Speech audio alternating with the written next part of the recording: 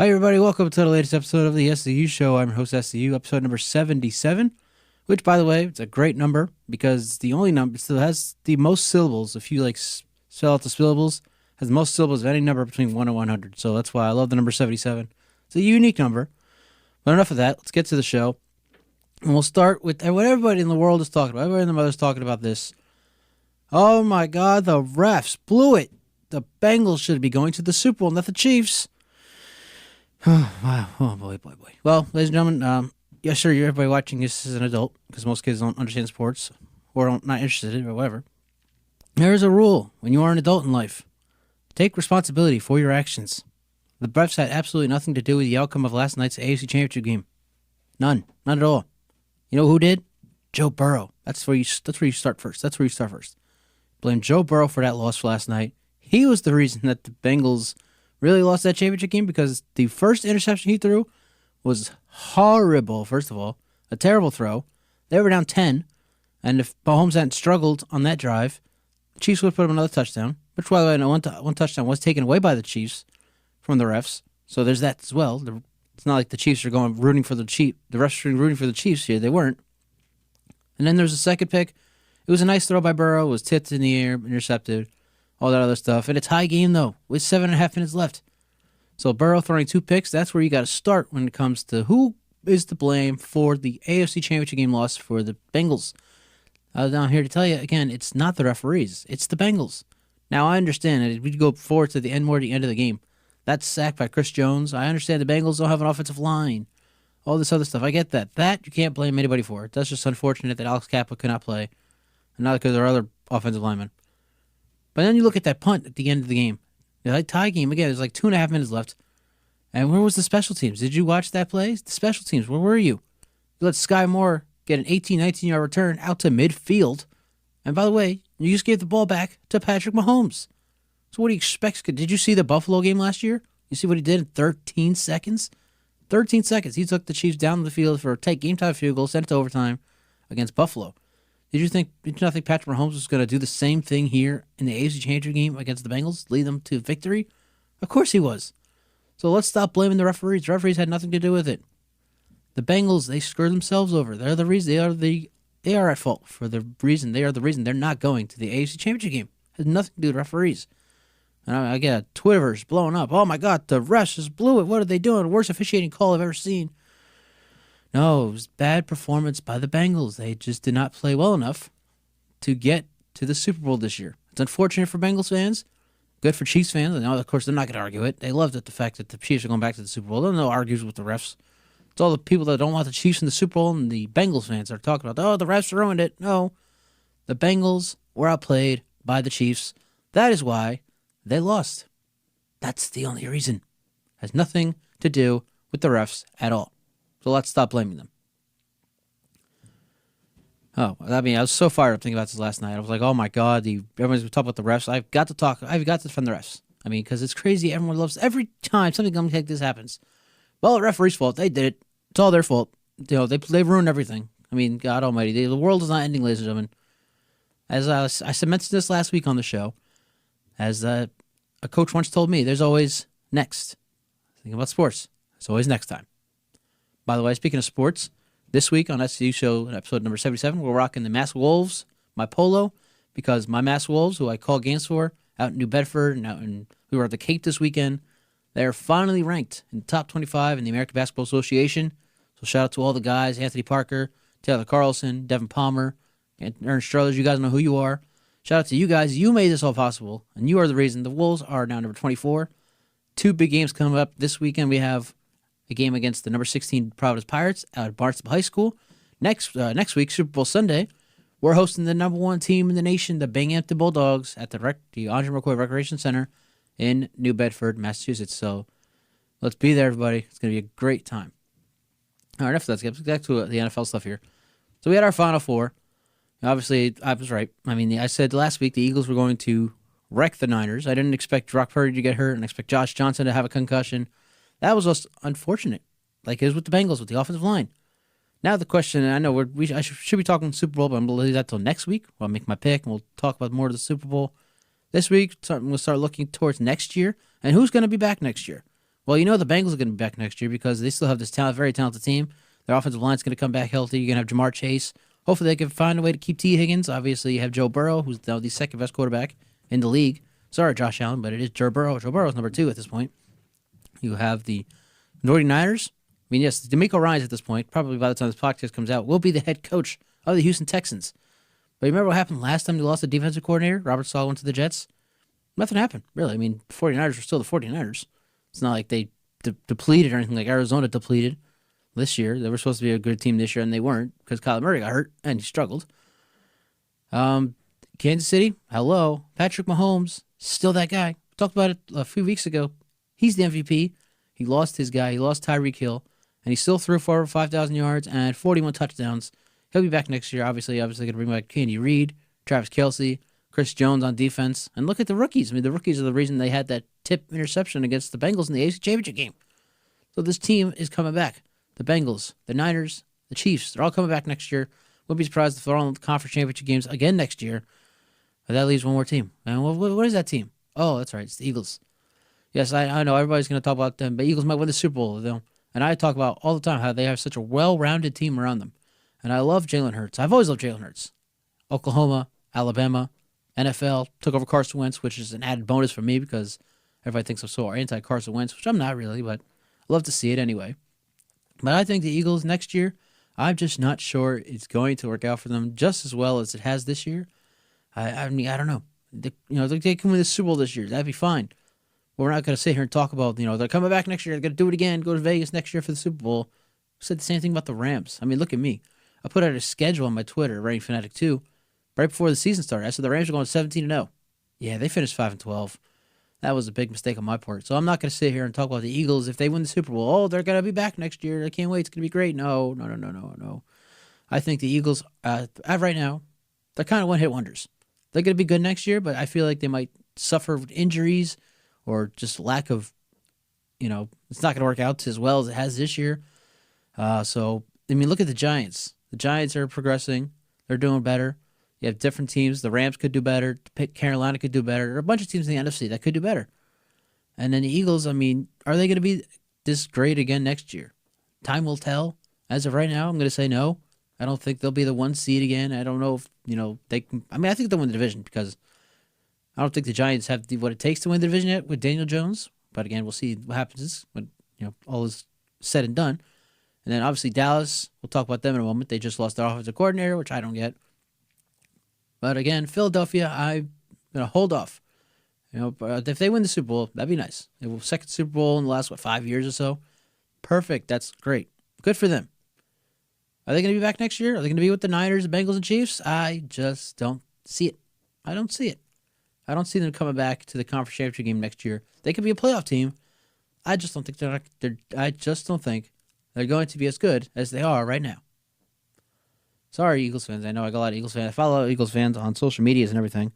And they're going to see this and be like, oh, you're a hater. Oh, why are you talking about like this? I'm not a hater. The Eagles, again, I love Jalen Hurts. I love that they got A.J. Brown in the draft last year. They traded for him from Tennessee. Devonta Smith, both receivers. Top 10 in receiving yards. I love the Eagles. They're doing great. I just don't know if they're going to be as good as the Chiefs, Bengals, and Niners next year because those teams are consistently good. All three of those teams literally last year were in the conference championship game, and they come back this year and are again in the conference championship game. The 49ers lost the NFC championship game last year to the Rams, and the Bengals and Chiefs just met for the second time in the AFC title game. Eagles, they're here for the first time in 5 years. Time will tell how the Eagles do. Just not sure they're going to be back in the conference championship game in 2024. And that's it. All right, again, SCU Show number 77. I host SCU. Again, I forgot to do this. I supposed to be doing this every start of every show. Shout out to Brandon Estevez for allowing his studio again this week. It's always a good time being here. Love this mic. I always compliment this mic, and I love it. So there's that. So shout out to Brandon. Thank you very much. All right, let's get back to the sports stuff once again. All right, so here's a story that came out this week.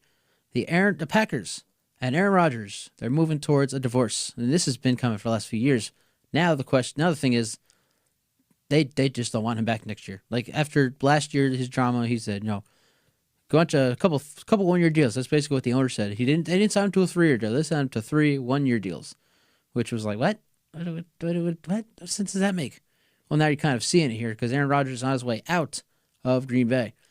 And that spells trouble for the Packers. We talked about it when we first did our first show here in the studio. The Bears, they have the first overall pick. I mean, they could build that O-line for Justin Fields. They can get him some receivers in the draft. They can get receivers for him in free agency. The Lions, everyone loves to talk about Detroit, and they're going to be such a great team next year. I still don't think so. Sorry, not sorry. And the Vikings. Vikings are going to be great. Let's not fool ourselves here. The Minnesota is going to be a spectacular team once again next year, as long as they have Kirk Cousins. Justin Jefferson's got to be the top receiver in the league at this point. They still have Adam Thielen. Just have a very great defense. Dalvin Cook's the running back. Vikings are going to be fine.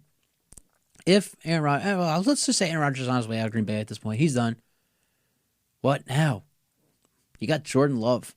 We don't even know he can play. He's been there since 2020. He got drafted in the first round, which is where all this started, by the way, for the Packers, the whole drama and everything. We don't know if Jordan Love can even play. And yet, he's about to take over this storied franchise in 2023. It's a mess in Green Bay. It really is. Hate to say it, but everybody knows it. And now, if you ask me, if you do bring in Jordan Love, and he is the starter for next year, there are two guys who could possibly save this team next year to keep them relevant, because they've always been relevant, since like 1994 or 1991, which Brett Favre first stepped in. It's going to be the two receivers that they just bought in last year. Those are the two guys that have to step up and do their thing. And that's Christian Watson, who had a great second half of the year, by the way. He was really bad the first half of the year. He came back, he did his thing in year two, or in the second half of the year. And then Romeo Doubs, there's a lot of expectations come from him. He had a decent rookie year, but now it's going to be those two. They're going to have to really take the Packers and lift them up, because we all know Jordan Love. We don't think it's going to be. We don't think he's the answer. So that's going to be the case for the Packers. They want to keep up at this point with the Vikings or even the Bears and Lions. You're going to need Christian Watson and Romeo Doubs to save the day in Green Bay. And we'll see what happens there. I'm not sure if they can do it. Because, again, they did struggle the first half of the year. They're both just second-year players. We'll see. It's a lot of drama with the Packers. It's going to be a lot unfold here in the offseason. If Rodgers is traded or he goes elsewhere, who knows? Time will tell. As with everything else we've talked about on the show, time's going to tell what happens. But if the Packers go with Jordan Love here, they could be in a mess of trouble. All right. So that's big mess for the Packers. Big mess. All right. So here's another thing. A couple more things going on here. Some news stuff. Something came out last night. We talked about this. I talked about this a few minutes ago. The Cowboys. I mean, come on, Dallas. What are you doing? Last week, I came on this show and I talked about the Cowboys are going to be fine next year because Kellen Moore is coming back. Well, yesterday, out of the blue, the Cowboys decide we're done with Kellen Moore because of the quote-unquote disappointing playoff loss to the 49ers. Disappointing? You lost by 7 points to what was the top defense remaining in the league at the time in the division round. How is that disappointing? I understand Dak with 15 picks, and it was worse because he missed time. But to get rid of your offensive coordinator, he's a tremendous coordinator. Why would you get rid of him? I mean, this is why people make fun of the Cowboys. They do stupid things like this. I just don't understand why they would let Kellen Moore go. Unless something was said in the front office where him and Jerry Jones or him and Stephen Jones got in some argument or something. I just don't understand this. I don't get it. They let him go. I don't understand why they would do that. Now I feel like Dallas, and along with the Eagles, those two teams in the NFC East, they're both going to have downward spirals coming to 2023 because the Eagles, I think they're kind of one-hit wonder. I don't know if they'll be as good next year. Dallas, you just lost your offensive coordinator for pretty much absolutely no reason. You didn't have to get rid of him at all. I don't understand why you got rid of him. Now he's in L.A. with the Chargers. That came out today or on Monday, whenever you're watching this podcast. They let him go to the Chargers. Now you're going to have to search for a new offensive coordinator who I can tell you right now he's not going to be as good as Kellen Moore was for the Cowboys. It's just not going to happen. And now you bring Dak, who led the league last year in picks, Zeke, who's willing to take a pay cut, which is good for the Cowboys. He will take that pay cut, but he has become pretty much the second running back behind Tony Pollard, who, by the way, broke his leg in that division round game against the 49ers. So now you might be without Tony Pollard for the start of training camp. Dak leading lead picks. Zeke He's not the same running back he was when he was a rookie or his first few years. Tony Pollard, broken leg. No top receiver. You got rid of Amari Cooper.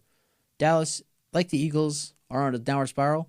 And the fact that they let Kellen Moore go, it's kind of just like icing on the cake for the Cowboys. Good luck in 2023. It's not going to be pretty. I'm serious. I just don't understand it. I don't get it. I'm not a Cowboys fan, but I mean, how many times I got to remind people of that? We're sitting my Cowboys fan about 3 years ago now. But to see that the Cowboys got rid of their offensive coordinator for nothing, for no reason whatsoever, unless something was said in the front office, makes no sense to me. I don't like the move. It's a load of malarkey. And I'll leave it at that. Good luck, Cowboys. I would have never gotten rid of Kellen Moore. I would have signed him to a long-term deal. But instead, you let him go. And that seems to be the way the Cowboys run things, especially with Jerry Jones leading the pack. Sad. All right, final topic. So the Panthers, that's what I wanted to get to. Frank Reich was hired by the Panthers. And I like, this is a move I like. I was supposed to talk about this before I talked about Kellen Moore, but I got to this first. I like the move. Panthers hiring Frank Reich as their new head coach. I mean, I don't understand why the Colts got rid of him. Look at the Colts now. They're a dumpster fire just as much. I mean, they've been a dumpster fire since Andrew Luck left. But now they're a bigger dumpster fire because they let a very talented head coach go. For no reason. For what? I don't understand why. Made no sense to me. Colts were, they had problems at quarterback. They have like 6 quarterbacks in like 6 years. That doesn't mean you get rid of your head coach. Then you bring in Jeff Saturday, who was, before he was a coach, was an interim at ESPN. What was that? But anyway, enough of the Colts. The Panthers, they're on the upward spiral. We talk about the Eagles and the Cowboys being on the downward spiral. Well, the Eagles, they're on their way up. Upward spiral for the Carolina Panthers with Frank Reich as their head coach. I don't like the fact that they got rid of DJ Moore. I feel like it was a Steve Wilkins thing. I think they should go get another receiver in free agency, make that work. And obviously, you got to get a quarterback. Because last year, what a dumpster fire that was. You bought in two of the worst quarterbacks in the league last year, in Sam Darnold and Baker Mayfield. And you thought you were going to succeed in Carolina? Give me a break. And the worst thing, I guess the upside for Carolina last year was that they finished tied for second in the division at 7-10. The Saints were 7-10, the Falcons were 7-10, and the Panthers were also 7-10. And that was with, I think all 3 teams had quarterback controversies. The Saints had Jameis Winston and Andy Dalton. The Panthers, again, had Baker Mayfield and Sam Darnold. And the Falcons had Desmond Ridder, the rookie, and Marcus Mariota, who wound up leaving the team. And then we all Tampa Bay with Tom Brady finished they won the division at 8-9. But right now, as far as we're concerned, Tom Brady's leaving the division. So this is really the chance for Carolina to step up and take this division, especially with Frank Reich as their head coach. Love the hiring for Carolina. Now go get yourself a quarterback. Go get yourself some receivers. Don't get rid of Brian Burns. Make sure he stays.